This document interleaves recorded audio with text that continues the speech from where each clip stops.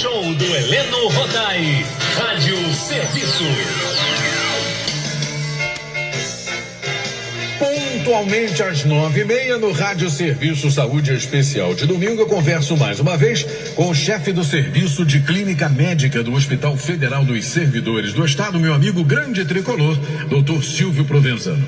Hoje o Dr. Silvio vai falar sobre febre amarela, um assunto que voltou a chamar a atenção no início desse ano, depois que casos em macacos e humanos voltaram a ser registrados em todo o país, inclusive aqui no estado do Rio. Por isso hoje o Dr. Silvio vai esclarecer dúvidas da família Tupi sobre esse assunto e, claro, explicar como se prevenir dessa doença. Bom dia, bom domingo, Dr. Silvio.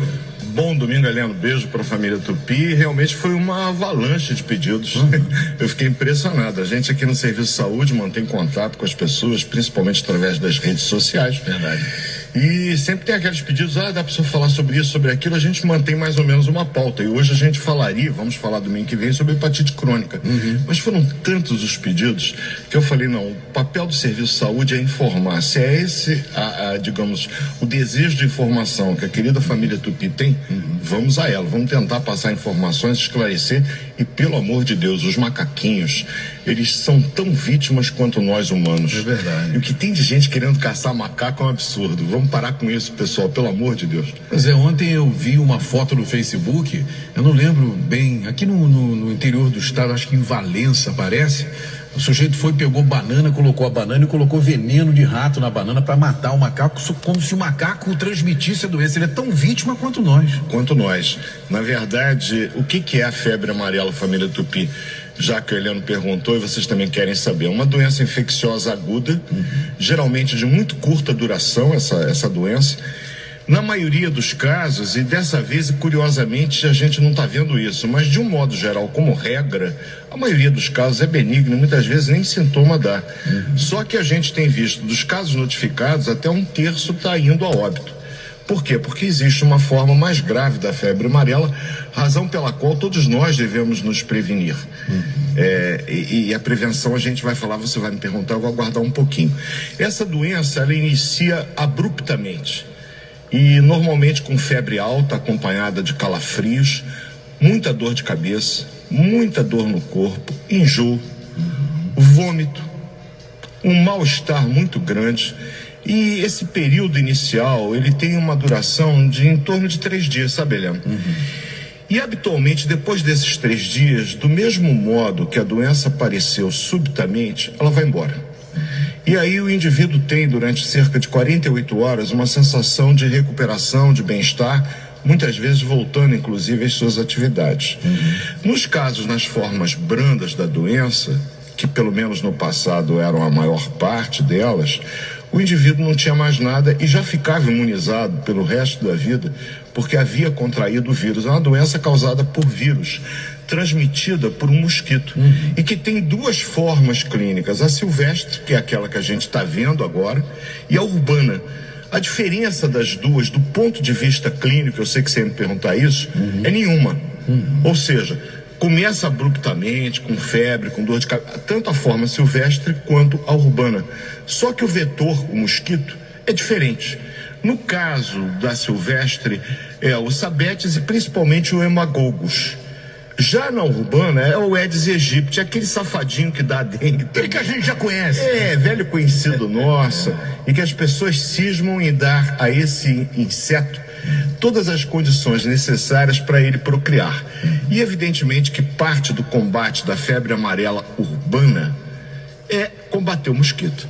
E a gente combate o mosquito evitando que ele procrie, não deixando água estagnada, procurando colocar areia. As pessoas acabam com as plantas da mesma maneira que matam os macacos estupidamente, diga-se de passagem, acabam com as plantas. Não é acabar com as plantas, coloca areia. Se tem o vaso, uma vez por semana você limpa o vaso com água e sabão. Tem que ter um certo cuidado, só isso. Só o cuidado necessário.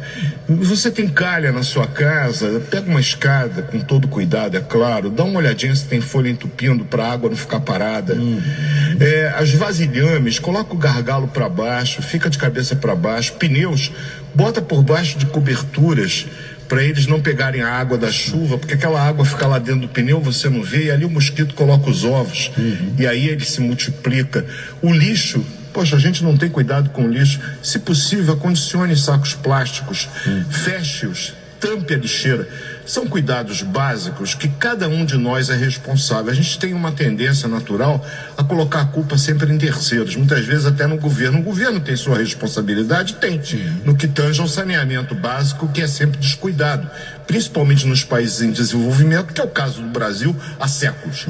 Então não temos saneamento? Não temos, mas nós temos, por isso, uma obrigação redobrada, cada indivíduo, de fazer a sua parte. Então veja bem, na fase grave da doença, continuando falando do quadro clínico, teve aquela recuperação de 2 dias e subitamente o indivíduo volta a apresentar febre, dessa vez já com a chamada icterícia. Doutor Silvio, o que é icterícia? É a coloração amarelada da pele e das mucosas. E acompanhado, veja bem, de hemorragias. Hemorragias essas que podem vir pelo nariz, no mediquês aí pistache, pode vir na urina, a urina ficar vermelha, pode vir pelo intestino, o indivíduo evacuar sangue, pode ser na gengiva, ter aquela gengivorragia. Isso, evidentemente, família Tupi, se acontecer imediatamente o hospital, porque a forma grave da febre amarela requer hospitalização obrigatoriamente e sempre que possível em unidade de tratamento intensivo, porque com tratamento adequado, reposição de volume, reposição de sangue, sempre que se fizer necessário, os casos a gente consegue tratar ainda. A dificuldade é conseguir vaga na CTI, o que é um problemaço aqui no Rio de Janeiro em especial. Verdade. Vamos falar de vacinação, depois se o senhor quiser voltar a falar mais alguma coisa? Não, do quadro clínico é basicamente isso. É um quadro agudo, com febre alta, que normalmente depois de 3 dias ele desaparece e que pode, nas formas graves, 2 dias depois voltar. Se voltou a ter algum sintoma, como febre, e a pele amarelada, principalmente nos olhos, procure a emergência imediatamente, porque exames são necessários e com tratamento você tem uma chance boa de se recuperar. Com relação à vacinação, que se fala muito, né? Quem é que pode vacinar a família Tupi? Praticamente todas as pessoas, exceto indivíduos que têm imunocomprometimento, ou seja, o seu sistema imunológico deficiente, como, por exemplo, portadores do HIV, sendo que, se o vírus estiver em remissão e as condições imunológicas desse indivíduo forem boas, ele não tem por que não se vacinar. O segundo ponto, indivíduos que foram transplantados e que têm, por conta disso, a obrigatoriedade de usar agentes imunossupressores que deprimem o sistema imunológico. Olha, gente, a vacina é para estimular o sistema imunológico a produzir anticorpos. Se você toma um medicamento que te impede de produzir anticorpos para evitar a rejeição de um órgão, não tem por que se vacinar. Você só se submete aos efeitos possivelmente maléficos da vacina, porque a vacina é feita com um vírus vivo, geneticamente modificado, para que ele provoque um quadro de febre amarela branda, ou seja, que não vai provocar a forma grave da doença. Uma vez entrando em contato com esse vírus, é um flavivírus. Eu tenho a impressão que se fosse um fluvivírus não era tão Seria melhor. Mas bom, é um flavivírus da família Flaviviridae. Esse vírus, entrando em contato com o organismo, ele estimula o nosso sistema imunológico a produzir uma proteína, que é um anticorpo, que passa a agredir esse vírus, destruindo-o. Se você tem a infecção natural, você já produz os anticorpos. Se você toma vacina com o vírus atenuado, você também produz anticorpos. Porém, se você toma um medicamento que te impede de produzir anticorpos para evitar a rejeição de um órgão, não faz sentido tomar vacina. Outro aspecto que não deve ser dado, crianças abaixo de 6 meses não podem ser vacinadas também por conta da deficiência do sistema imunológico nessa faixa etária. Você sujeitaria essa criança a pegar uma febre amarela grave sem condições dela produzir os anticorpos, que é o objetivo de toda a vacinação. Indivíduos que têm alguma doença grave no fígado, uma hepatopatia crônica, como a cirrose, sobre a qual rapidamente a gente vai falar domingo que vem, indivíduos que estejam fazendo quimioterapia, radioterapia, por conta de deficiência do sistema imunológico, enfim, situações que comprometam o sistema imunológico de qualquer indivíduo, elas devem ser avaliadas e, a princípio, a vacina não deve ser feita.